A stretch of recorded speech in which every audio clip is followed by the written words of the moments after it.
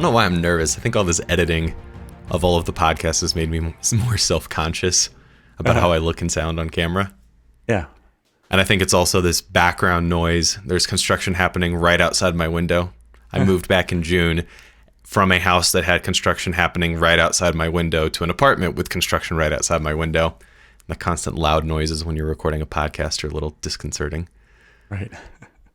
But so when our listeners send a message through the Strong Catholic Dad website or through the Facebook page, it comes to both you and me. And because I'm the one usually more in tune with social media, I usually see it first. And we got a message from a gentleman who asked, how do I feel like a strong Catholic dad? How do I be a strong Catholic dad when I feel undermined by my wife and kids? And so we actually want to spend the next 2 episodes talking about both sides of that, about what happens if you feel like you're undermined by your wife, and what happens if you feel like you're undermined by your kids. So let's start with the first one. Is that something you've experienced before? Is that something that you can speak to? Yes. Spoiler alert. Not only have I felt undermined, I have undermined. So it goes both directions. It reminds me of a story. When I was younger, I was working with my uncle, and he was putting a new roof on an apartment. And one of the guys who was working with them, this master carpenter, said, because I didn't know much of what I was doing, so they sent me down the block to get some soda. And so I said, well, what kind of soda do you want? And what he said was, anything but Mountain Dew. And what I heard was Mountain Dew.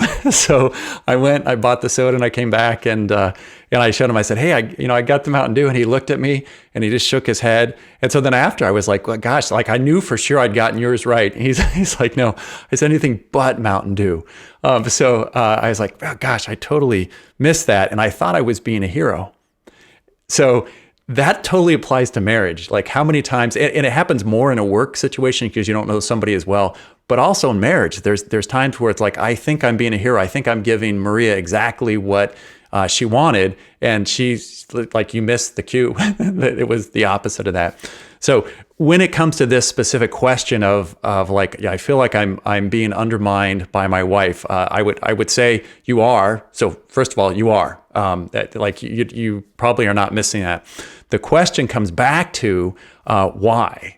Why? Because she doesn't do that for fun. She didn't say like, I can't wait to marry this guy, and then I'm just going to undermine him. It's like, that is not her goal. And what undermining is a red flag. And so for me, in my relationship with Maria, we've been married 30 years. Those red flags were coming up probably, at various points, but when it really hit, probably we were 20 years in. It hit other times for sure, but there was a point where I was she was agitated by I would bring things up, and I could tell she was just frustrated with me. And I was thinking, like, how am I going to, and it had to do with work commitments, things that I was going to go out and do, and I was going to be speaking at various conferences, and she was really burdened whenever we get into the conversation. So from my standpoint, I was thinking, hey, I need to provide for the family. Like, this is, why aren't you cooperating and actually encouraging me in what I'm doing to reach out to provide for you, me, and for the kids? And even times I'd get back and I'd say, hey, this happened, that happened. I would, talk about some good feedback that happened. And she's like, oh, okay, that's great. And I could just tell she was annoyed. So those red flags going off, it's like, by the way, clue in, something's wrong.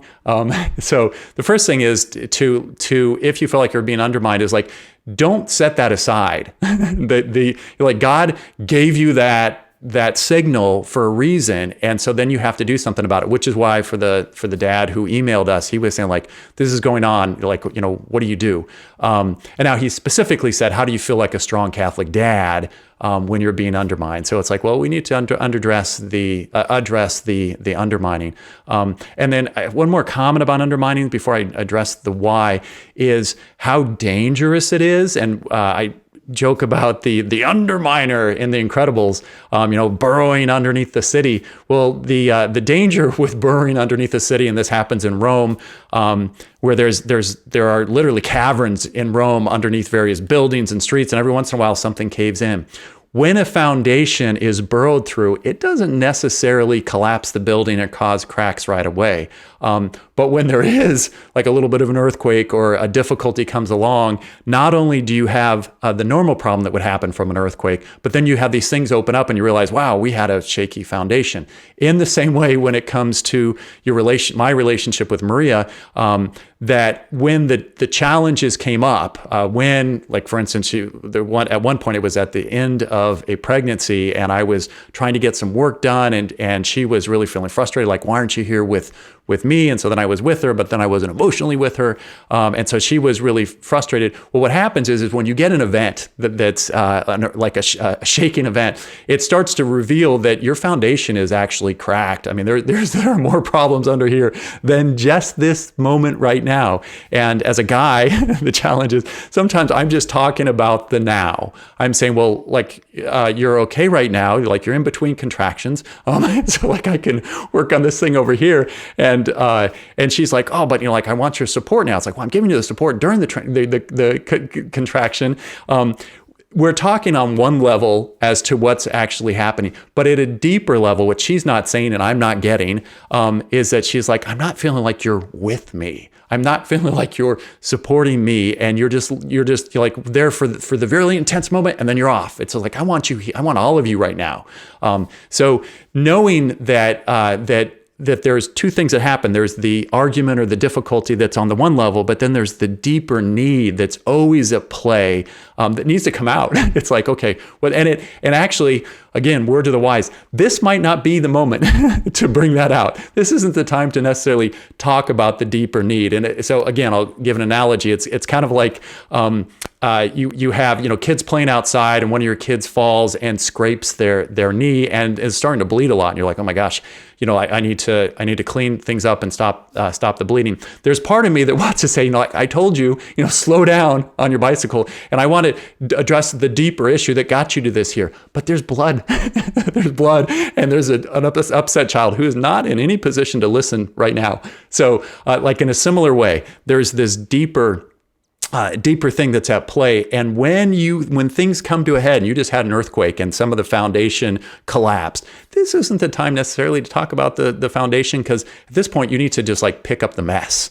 So with Maria at that moment, what I needed to do was put aside my grant writing and other things I was doing during in between contractions, and just be present with her, and just deal with the moment. But then go beyond that.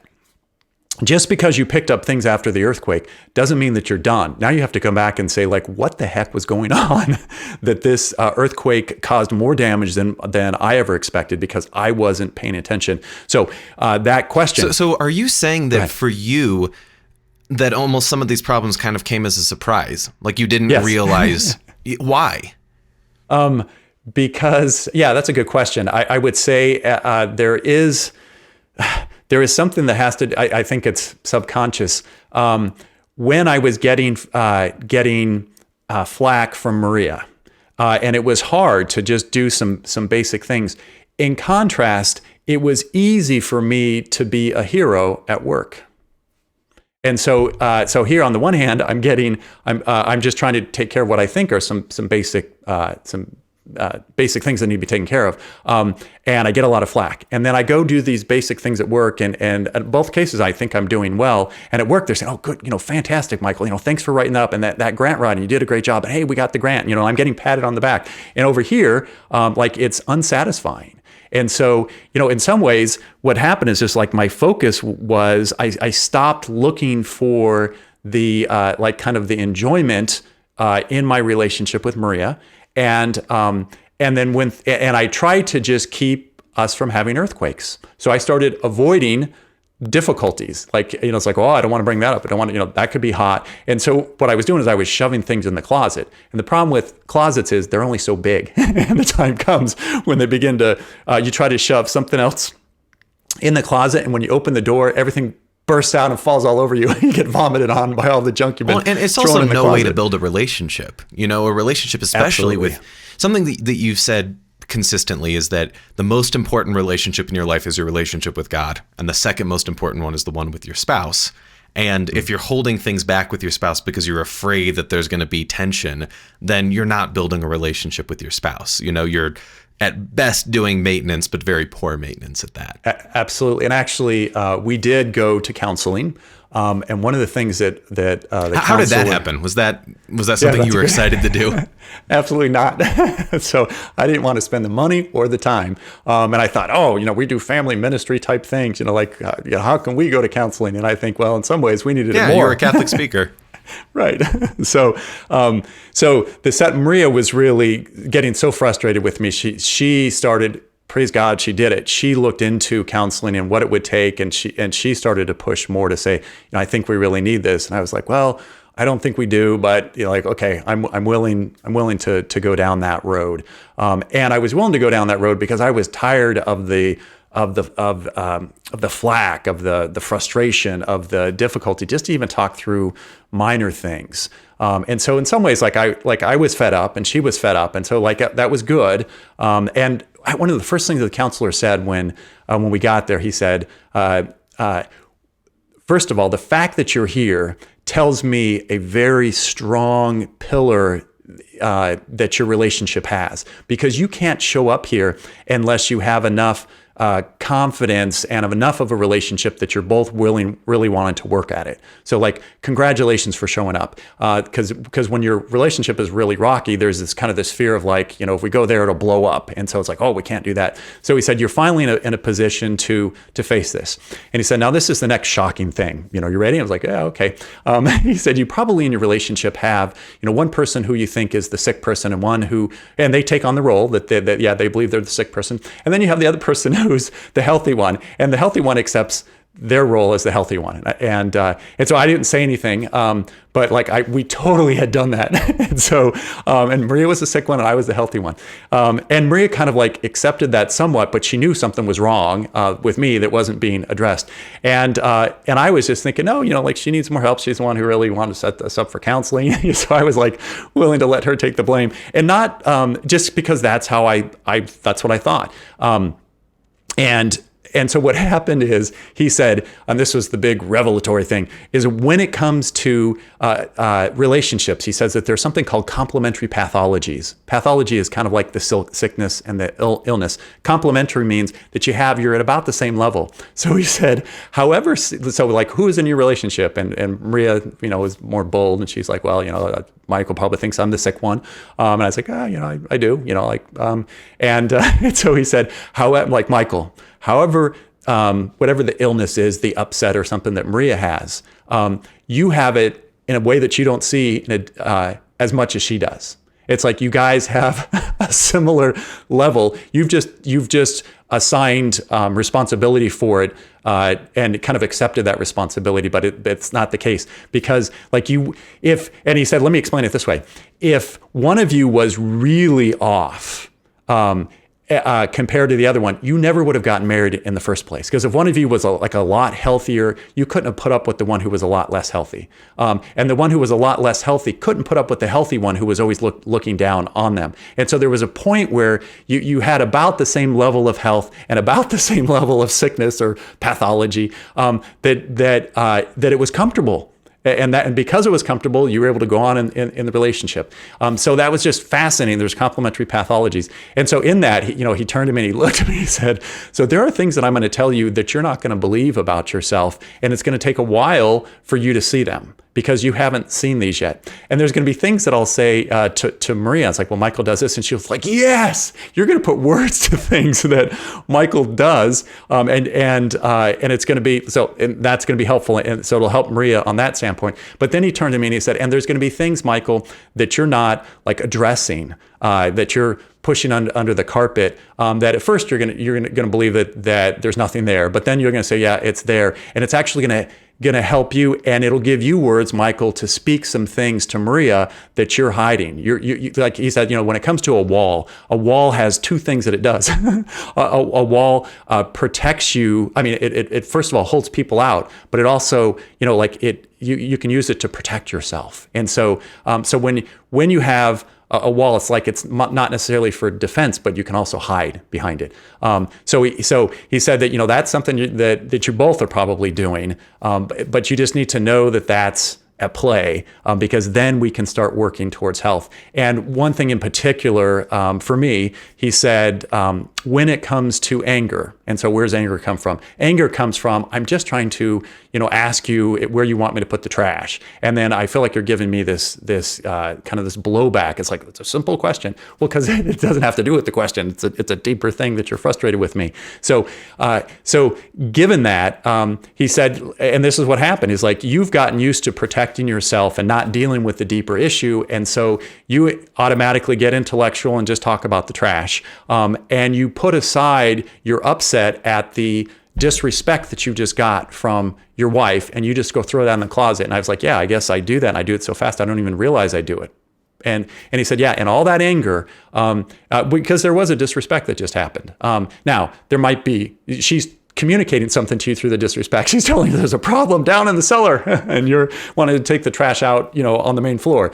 And so there's a reason she's doing that. And we'll address that, because we've got to get to the reason of why she's doing this. But on the flip side, you were just wounded too, and you've gotten used to just trying to make good and keep things calm, and you put that stuff in the closet, and that's why you blow up when you blow up. It's like, I'm calm, like I can't keep the door shut enough. So back to our question here, when you understand in that husband-wife relationship, the importance of actually, and you need tools to do it. And that's why the council actually gave us tools to be able to address some of these things and to be courageous to say, you know what, like I'm angry right now. And I almost felt like Giselle in, it was an Enchanted, when she's like, she goes, I'm angry. And then she's like, she's all excited, like, I'm angry. And I was embarrassed because I wasn't angry. And so I'd held on to not being angry for so long that then I had to almost like a badge of honor. Like, you're right. The one who's angry, I'm not. That makes me the better person. Right. So I had to flip that and be like, and start to speak when I'm angry. And it took a while. Maria was like, oh, well, I'm not used to you being angry. And I was kind of like, gosh, I guess I'm not used to me being angry either. So we have to get used to this new dance. But what's fascinating with it, the counselor said to me, he's like, Michael, when you don't share this woundedness and this anger with Maria, these are actually barriers to intimacy. I was like, what? He said, you're not intimacy. You're like literally letting her know who you really are and finding out who she really is, because you're keeping up, the anger is becoming a wall. And so you need to know that has to be you have to be courageous and actually begin to speak it, pick the right circumstances and be able to talk that through with some of the tools that I'm going to give you. But it was like, wow, I had no idea that the anger was causing so much of a problem. And it was, back to your point, is when it came to our relationship, we were not growing and enjoying each other's relationship because there was a lot of stuff that wasn't being addressed. And we got used to a bad pattern of not addressing that stuff until it came out as a fight. And then disagreement, we were upset. And what had eventually happened is we got so caught in those ruts that we had difficulty seeing each other's point of view. And at that point, that's a showstopper. And that's why we needed somebody on the outside. And I would say the big revelation that happened in counseling is that the counselor would say, okay, let's take this situation of when you, Michael, you go for you travel and you're going to go speak, and when you're coming back from traveling, you're trying to leave the venue where you've been talking, and people are asking you questions and you're answering it, and you're really enjoying that. And you said that you would be home by 4, but this person's still talking to you. And so you listen to them and you get home a whole heck of a lot later. And for you, you're just like, well, that was part of the job. Now, and so that's what happens. Oh yeah, you totally got me. That's what's going on. And Maria gets really upset about that. And I'm just trying to put food on the table. And he said, okay, now Maria, Michael told you he'd be home by 4, and you've been holding down the 4. it. You've had it for the whole weekend. Like, you're tired. You're looking forward to that moment that he steps in the door and you can be like, okay, now I'm not handling all the kids. Like, I get a break. And then he doesn't get a hold of you. And by the time he gets a hold of you, he gets a hold of you at 3:30 and he's got 3 hours to drive. And he tells you like, I'm going to be late. Well, how late? 2.5 more hours. And you're just like, that's really disrespectful. You didn't even let her know. He didn't even let you know. And she's like, yes, that's it. And so then we both looked at him and we're like, okay, he totally understood both of our perspectives. And it's like, okay, so like, how do we deal with this? And so he was really good at coming back around and saying like, and helping me to understand Maria's perspective. And that was the key, and vice versa. So for Maria, he said, okay, Maria, first of all, for Michael, when it comes to, he said, like, think of something where you're really struggling and you just can't wait to be done. Like, it's a hard day and it's just like you're waiting for 6 o'clock to be like, you know what, I will address this another day, and you're exhausted. And just think if at that moment you get a phone call and you realize that you got 2 more hours, and you would just be like, oh, like, are you kidding me? Like, you'd be really frustrated, right? And I was like, yeah, that would send me through the roof. It's like, that's what Maria's going through. And I was saying, but like, if I had 2 more hours with the kids, that wouldn't really bother me. And he's like, oh, hold on. You're right. That doesn't bother you as much as it bothers her. And that's why you don't understand her, because the task. Well, it's partly because you're not the one spending 8 hours with the kids or 12 hours, whatever it is, 5 days in a row while the spouse is out of town. Yeah. And so the upshot of that is it like, I didn't, when I was thinking of a few more minutes or a couple more hours, like, I didn't think that was a big thing. But for Maria, it was a big thing. And he's like, you need to understand, like, for her, it is. And just because it's not for you doesn't mean that it's not for her. And if that's what's going on with her, and if you love her, then you don't want to do that to her, do you? And I just was like, wow, no, I don't. And it's like, for the first time, my eyes were open. It's like, that's what I'm doing to you? Like, what a schmuck, and so I began to see it. And then on her end, he turned to her and he said, okay, Maria, let me explain Michael to you. Like, if you were the one who was out giving talks and you came home late like that, you would be thinking the whole time, oh my gosh, I'm doing this to Michael. And if you intentionally allowed this to happen for 2.5 hours, you would be kind of like spiting him and getting back at him. And she's like, yeah, because I like if I did that, I would have a lot of intentionality and I'd be angry at him, and I was letting him have it. And he said, that's not Michael at all. Michael is a lot more superficial than you. And when he's literally talking to those people after his talk, he is so in the moment, he doesn't even know what time it is. And so when he finally looks at his clock, 2 hours have gone by, and he's like, oh crud, I needed to get out of here. And then somebody else asked a question, another hour goes by. Now we're to 3 hours. And then he realizes, like, okay, like, let me add up the time it's going to take to get home. And it's like, oh my gosh, I got to call Maria. So he means nothing by this. His problem is that he just needs to be more in tune to what this means for you, and realize that, like, tune into your wife, because this is going to hurt her a lot. But Maria, stop assigning a lot of intentionality to what Michael's doing in terms of him spiting you. He's like, he's a well-intentioned guy, but he's kind of clueless. And so we're going to help him to be more clued in, and I was like, oh, great. He's calling me clueless. But the reality is, like, I had almost dulled myself to tuning into her, because there was this flack, and it was hard, and I wasn't getting it. So, I mean, that was true. Like, I was clueless, and it was a lot easier to clue into the great feedback I was getting at work, because it was easier, quite frankly. And I didn't realize what I was doing to our relationship. And Maria didn't realize what she was doing to our relationship as well, because there was a challenge, for her that she needed to, she needed to speak more to try to help me understand. But this is where I think the counseling was just essential, because it was through the counselor, like, he opened my eyes to be able to understand Maria's perspective in a way that I hadn't for 20 years, 23 years. Like, I hadn't been able to see it the way that he, from the outside, like a coach on the outside, who could say, like, I see both of you, and I see you dancing, you're stepping on each other's foot, and you're so used to stepping on each other's foot, like, you keep dancing, and like, we look out here and it's like, man, you don't dance very well. And so, but he was able to say, it's your right foot. And I was like, my right foot? She's been complaining about my left foot. And it was like, no, it's your right foot. And then the other side of things, like, showing Maria so that she could see what was going on. And so she finally began to believe me when I was saying, like, I didn't mean anything by it. And she was like, oh, you really didn't. You literally lost track of time.